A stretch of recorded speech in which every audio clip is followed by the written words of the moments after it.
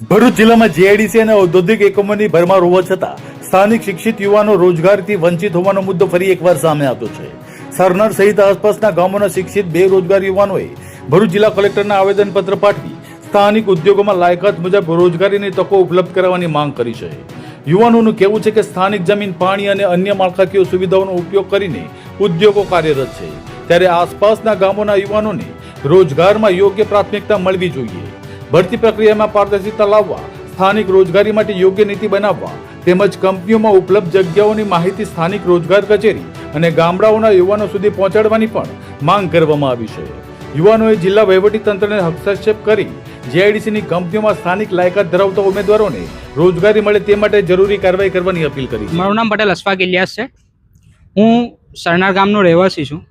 અમારા ગામથી લગભગ 800 થી 1 કિલોમીટર સમથિંગના એરિયાના અંદર મહાકાઈ જીઆઈડીસી અથવા વિલાયત industrial estate, Saykha industrial estate આટલી બધી કંપનીઓ આવેલી હોવા છતાં જેના અંદર નામચીન કંપનીઓ જેવી કે આદિત્ય બિરલા ગ્રાસિમના 3 plant, epoxy division, cellulosic division, chemical division, સામે ઝુબિલિયન પ્લાન્ટ, ત્યાર પછી નાના મોટા એવા ઘણા પ્લાન્ટ હોવા છતાં પણ અમારા ગામના નવયુવાનો પાસે ટેકનિકલ નોલેજ હોવા છતાં, ટેકનિકલ ડિગ્રીઝ હોવા છતાં, આઈટીઆઈ કરેલા હોવા છતાં અને અમારી પાસે MBA છોકરાઓ હોવા છતાં પણ જો અમને રોજગાર ના મળતો હોય તો અમારે આ જીઆઈડીસી આટલે મોટા ઇન્ડસ્ટ્રીયલ એસ્ટેટનું કામ શું છે, જેનું ટોટલ પોલ્યુશન અમારી આસપાસના અમારા ગામડાઓ વેચતા હોય છતાં પણ જો અમને રોજગાર ના મળે તો અમારે કોનો દરવાજો ખખડાવો? એના માટે આજે અમે લોકો ભરૂચ કલેક્ટરશ્રીને એક આવેદન આપવા માટે આવેલા છે અને અમારી માંગણી છે સરકારશ્રી પાસે પણ, અમારા તાલુકાના ધારાસભ્યશ્રી પાસે પણ,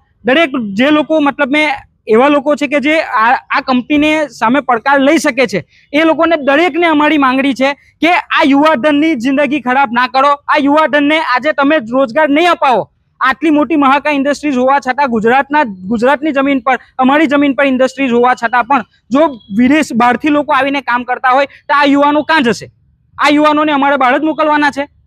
આ યુવાનોને રોજગાર અપાવો ને આ યુવાનોને કોઈ પણ રીતે એવું નથી કે દરેકને અમે એવી માંગણી પણ એવી નથી અમારી કે દરેકને તમે કોઈ સારી પોસ્ટ આપો। જે રીતનું એમની પાસે ક્વોલિફિકેશન છે એ રીતની એ લોકોને પોસ્ટ આપવામાં આવે, યોગ્ય વળતર આપવામાં આવે ને યોગ્ય રોજગાર આપવામાં આવે, એ જ અમારી